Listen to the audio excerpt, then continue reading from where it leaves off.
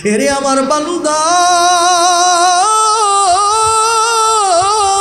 কিছু কিছু মানুষ আছে যারা রাত্রে গুনাহ নিয়ে ঘুমায়, আর কিছু কিছু নেককার বান্দারা আছে যারা আল্লাহ বলে তারা রাত্রে এক অংশ উঠাও। দুনিয়ার সব মানুষ ঘুমায়া যায়, গাছের পাখিগুলা ঘুমায়া যায়, কুকুর বিড়ালগুলা সবগুলা যখন ঘুমায়, যখন পুরা পৃথিবী যখন নিস্তব্ধ হয়ে যায়, কিছু কিছু মানুষ আছে রাত্রে আমি আল্লাহর জন্য ঘুম থেকে ওইটা যাই। আল্লাহু আকবার, জোরে বলেন আল্লাহু আকবার। ঘুমের রজনীতে ওইটা আমি মালিকের কদমে সেজদা দিয়া আমি মালিককে খুশি করি।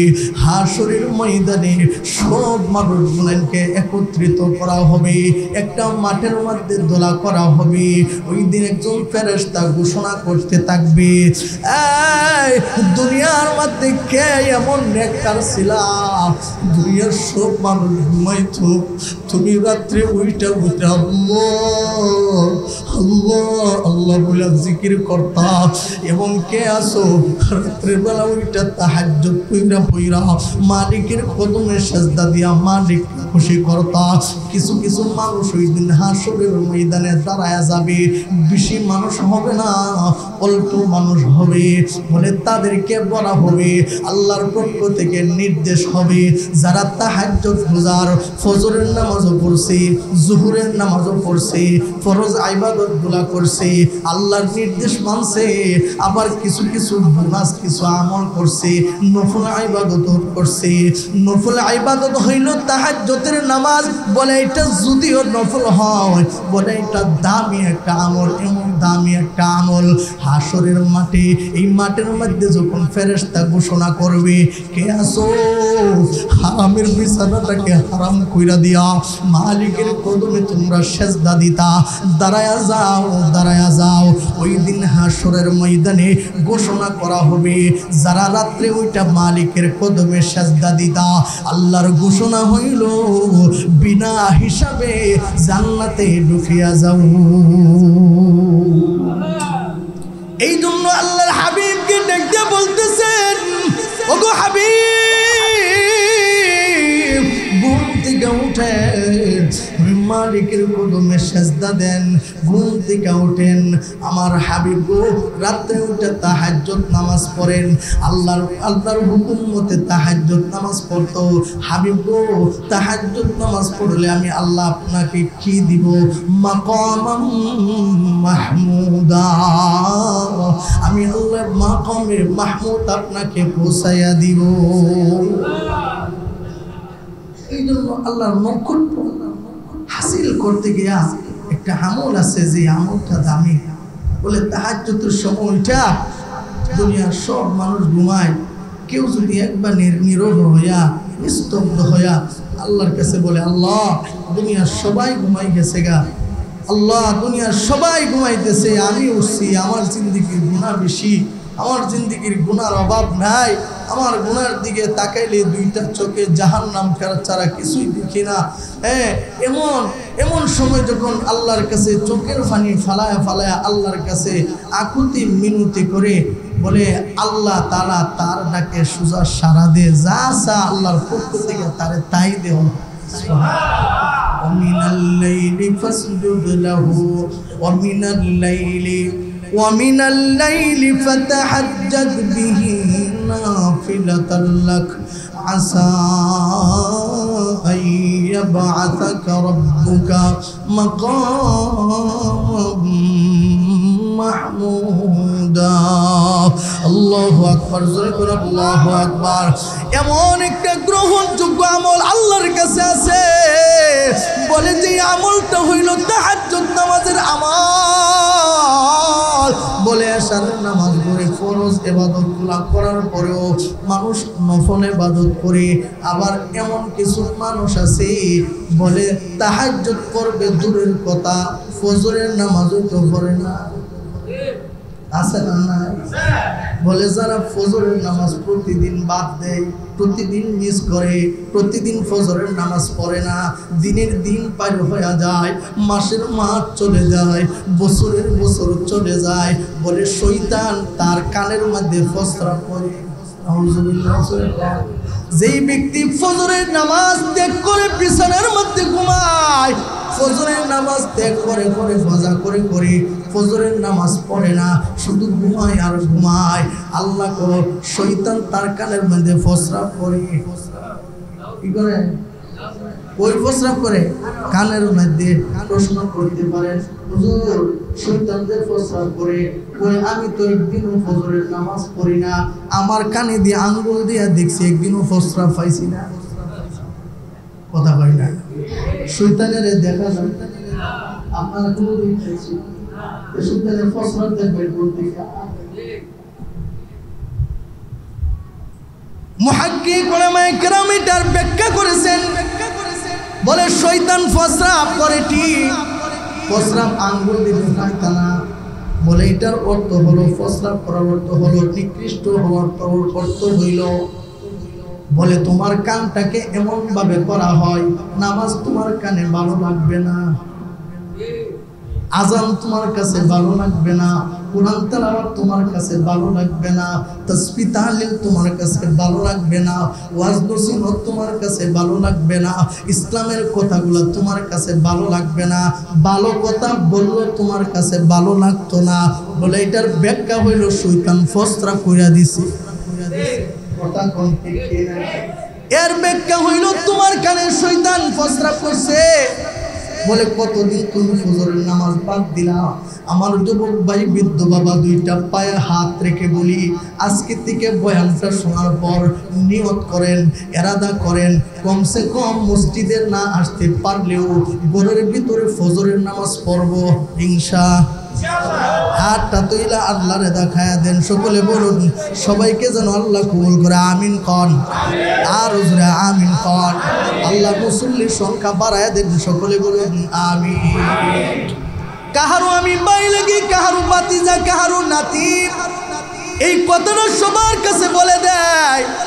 হাদিসের কথা বলতেছি বাবা, তোমার কানে প্রতিদিন ফজরের নামাজ না পড়ার কারণে শয়তান তোমার কানে প্রস্রাব করতে করতে প্রস্রাব করতে করতে কান্ডারে নিকৃষ্ট বানায় রাখছে। তাহাজ্জুদ পড়বা দূরের কথা, বলে যারা তাহাজ্জুদ নামাজ পড়ে শয়তান তারেও বাধা দেয়, আল্লাহর গোলামি যেন না করতে পারে বাধা দে। আশরাফ আলী থানভী রাহমাতুল্লাহি আলাইহি উনি একটা ঘটনা উল্লেখ করছেন। বলে ঘটনাটা কি? বলে হযরত মুআবিয়া রাদিয়াল্লাহু তাআলা ঘটনা। হযরত মুআবিয়া আল্লাহর নবীর সাহাবী, হযরত মুআবিয়া রাদিয়াল্লাহু তাআলা আনহু বলে তার জিন্দেগিতে তাহাজ্জুদ নামাজ হতো না। সুবহানাল্লাহ জোরে বলেন। বলে যারা তাহাজ্জুদ নামাজ পড়ে, মিয়া তাহাজ্জুদ নামাজের সেজদা দিয়া দেখো, মালিকের কদমে সেজদা দিলে কত মজা, মজা আর মজা মালিককে ডাক দিতে।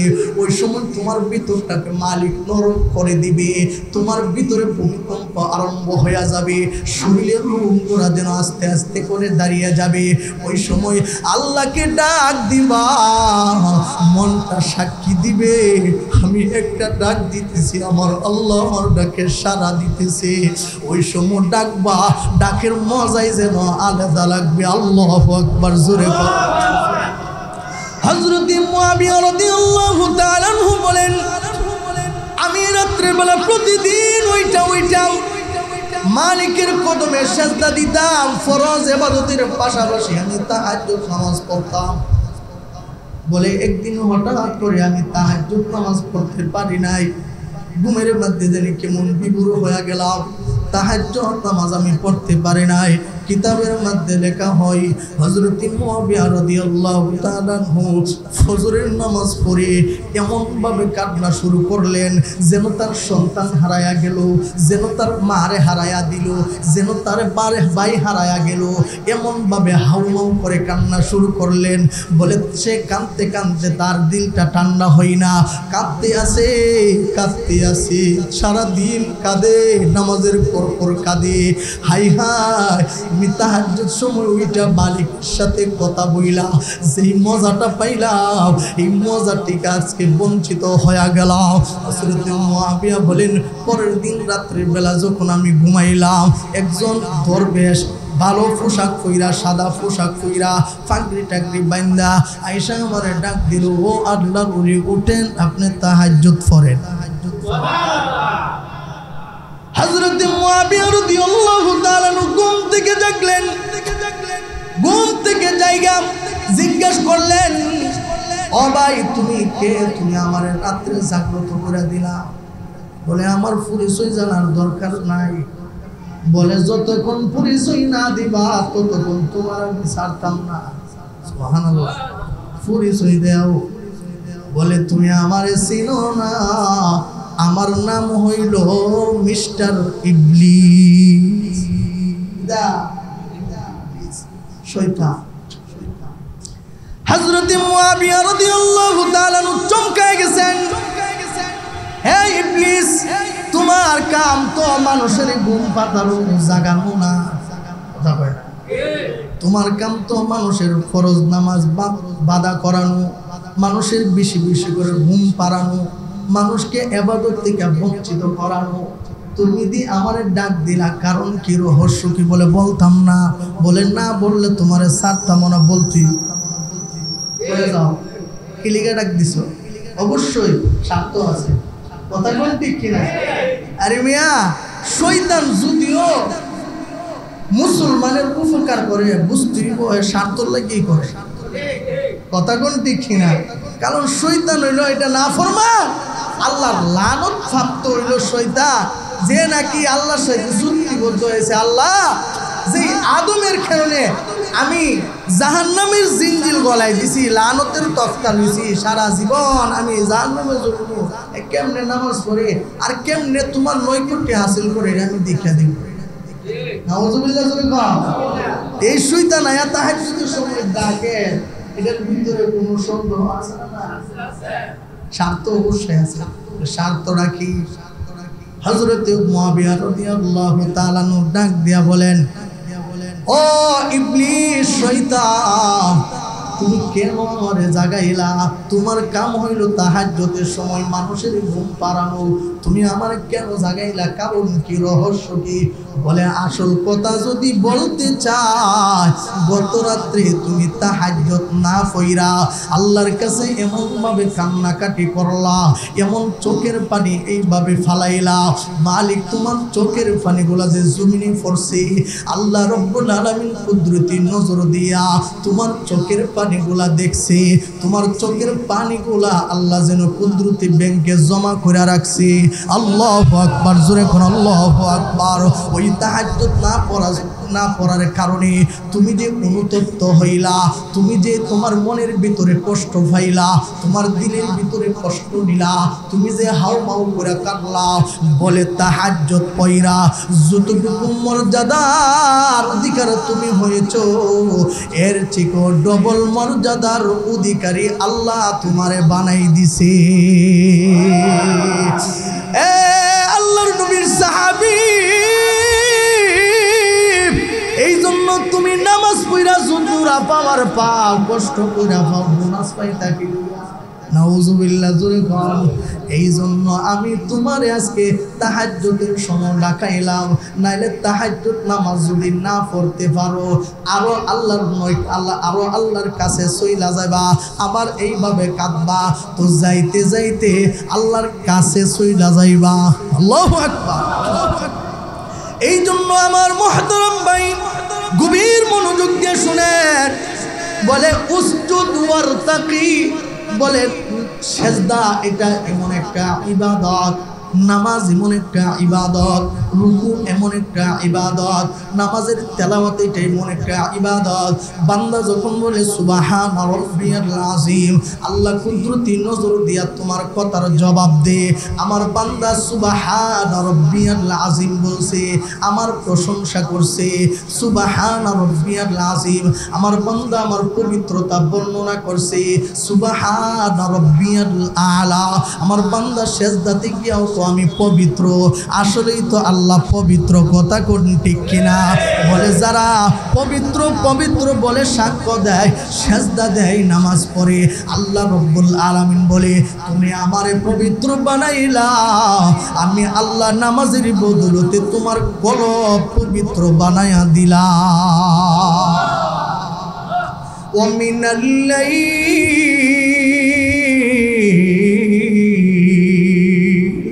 ومن الليل فتهجد به نافلة لك عسى أن يبعثك ربك مقاما محمودا।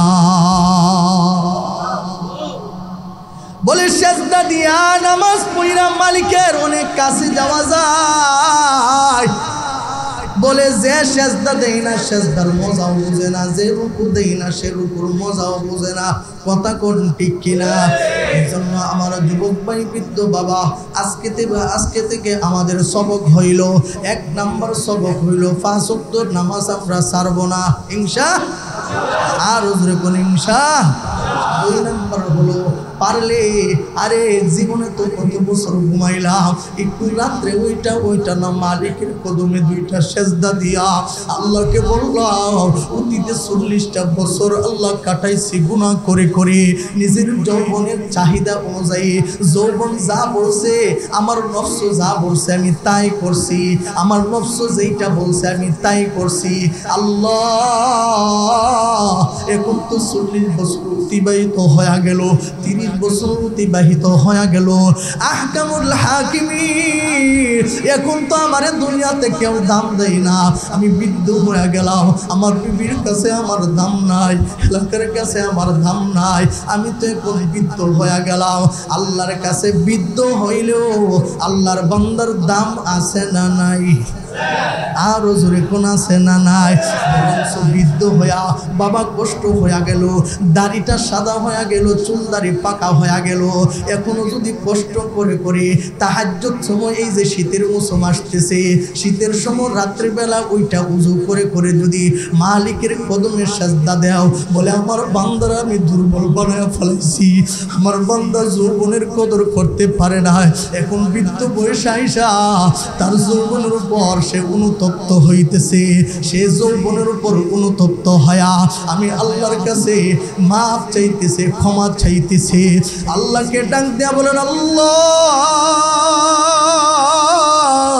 যৌবনকালে তোমাকে চিনি নাই, নামাজের মজা পাই নাই, রুকুর মজা পাই নাই, সেজদার মজা পাই নাই, রব্বুল আলামিন এখন বৃদ্ধ হয়ে গেছি, কষ্ট করে উঠছি, তোমার যদি দয়া হয় আল্লাহ আমার এই ইবাদতটুকু তুমি কবুল করো। আল্লাহর নবী ডাক দিয়া বলেন, আখলিস দীনাকা ইয়াকফিকাল আমালুল কলিল, যদি অল্প আমলটা, তোমার অল্প চোখের পানিটা যদি গর গর নাকের কাছে আইসা যায় আর জমিনে যদি পড়তে থাকে, আল্লাহ কো বান্দা আমার ডাইকা চোখের পানি ফালাইলি, আমি আল্লাহ আমার বান্দাটা 40 বছর আমার ডাকে নাই, 30 বছর আমার ডাকে না, আমার বান্দা এইটা হারানো আমার বান্দাটা আমি ফিরে পাইলাম।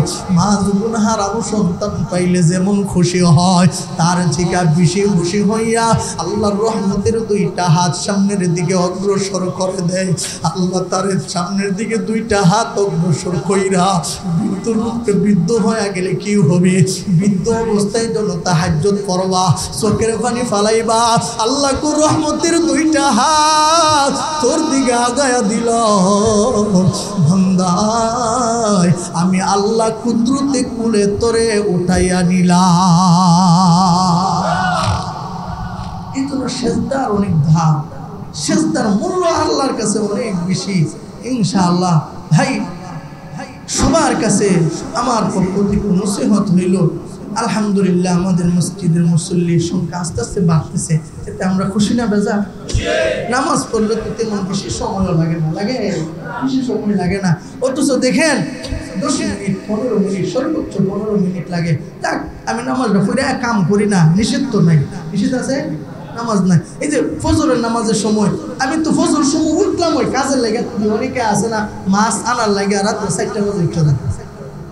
যদি সে যদি বুঝতো আল্লাহর কদমে সেজদার মজাটা যদি বুঝতো থাকতো, যেহেতু রাত্রে উঠছে 2টা রাকাত নামাজ ফিরালাই বা ফজরের নামাজটা মসজিদে ফিরা মাছ কিনতাম যায়, দেখবেন আপনি যেদিন থেকে নামাজ বলা হয়ে যাবেন, যেদিন থেকে নামাজ ধরবেন, এই দিন থেকে যদি ছোট ব্যবসাও করেন বড় করে দিবেন আল্লাহ।